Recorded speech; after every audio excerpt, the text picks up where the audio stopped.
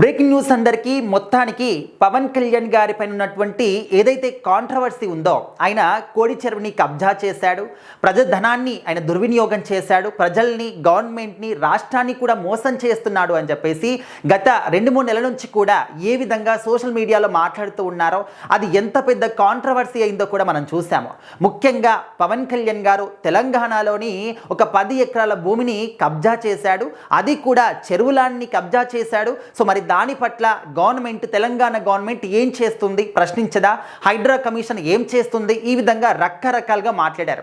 ఎంతోమంది అది పార్టీలతోని సంబంధం లేకుండా, ప్రజలతోని సంబంధం లేకుండా, మీడియా వాళ్ళు కావచ్చు, ప్రతి ఒక్కరు కూడా సో ఆయన అంటే ఇష్టం లేని వాళ్ళు మాత్రం మరీ ఘోరంగా ఆయన పైన మాత్రం ట్రోలింగ్స్ కావచ్చు, విమర్శలు కావచ్చు, ఘోరంగా ఆయన గురించి అంటే తప్పుడుగా మాట్లాడడం కావచ్చు, నెగిటివ్గా మాట్లాడడం కావచ్చు చేశారు. సో ఇప్పుడు ఏంటంటే అదంతా కూడా నిజం కాదు అని చెప్పేసి మన తెలంగాణకు సంబంధించి మన తెలంగాణ గవర్నమెంట్ ఏర్పాటు చేసినటువంటి హైడ్రా కమిషనర్ ఏవి రంగనాథ్ గారు చెప్పడం జరిగింది. సో వీళ్ళు అక్కడికి వెళ్ళి చాలా రోజుల నుంచి కూడా చాలామంది అంటూ ఉన్నారు హైడ్రా ఏం చేస్తుంది, అండ్ చెరువుల్ని కుంటల్ని కబ్జాలు చేసిన వాళ్ళ యొక్క బిల్డింగ్స్ని పడగొడుతున్నారు కదా, అన్నీ కూడా మళ్ళీ క్లీన్ చేస్తున్నారు కదా, మరి పవన్ కళ్యాణ్ గారు కోడి చెరువుని కూడా కబ్జా చేశారు కదా, మీ యొక్క హైడ్రా కమిషన్ ఏం చేస్తుంది అని చెప్పేసి చాలా మంది కూడా అడగడం జరిగిందన్నమాట. సో ఆ తర్వాత హైడ్రా కమిషన్ అక్కడికి వెళ్ళి అంతా కూడా వాళ్ళు పరిశీలన చేశారు. సో అందులో ఏంటంటే 2015లో 4 రైతుల నుంచి పవన్ కళ్యాణ్ గారు 10 ఎకరాల ల్యాండ్ని కొనుగోలు చేశారు, అది పట్టా భూమి.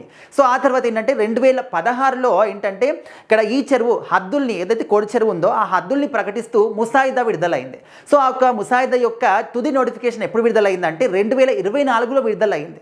సో అప్పుడు ఏంటంటే అందులో వచ్చినటువంటి ఆ ఒక ఇన్ఫర్మేషన్ ప్రకారం 7 ఎకరాల ల్యాండ్ అనేది కుంట అంటే నీళ్ళ భాగంలో ఉంటుంది, 3 ఎకరాలు మాత్రమే ఆ నీళ్ళ యొక్క పై భాగంలో ఉంటుంది. కానీ అదంతా కూడా పట్టా భూమి, అదంతా కూడా పవన్ కళ్యాణ్ గారిదే. సో ఏదైతే కుంట ప్రాంతం ఉందో దానిపైన మట్టి పోసేసి దానిపైన కట్టడాలు నిర్మిస్తే అది ఆక్రమణ అవుతుంది. కానీ పవన్ కళ్యాణ్ గారు అట్లాంటివి ఏవి కూడా చేయలేదు, వ్యవసాయం మాత్రమే చేస్తున్నారు, అది ఆక్రమణ మాత్రం అస్సలు కాదు. సో ఇదంతా కూడా పట్టా భూమినే పవన్ కళ్యాణ్ గారిది అని చెప్పేసి డైరెక్ట్గా హైడ్రా కమిషన్ మన కమిషనర్ రంగనాథ్ గారు చెప్పడం జరిగిందన్నమాట.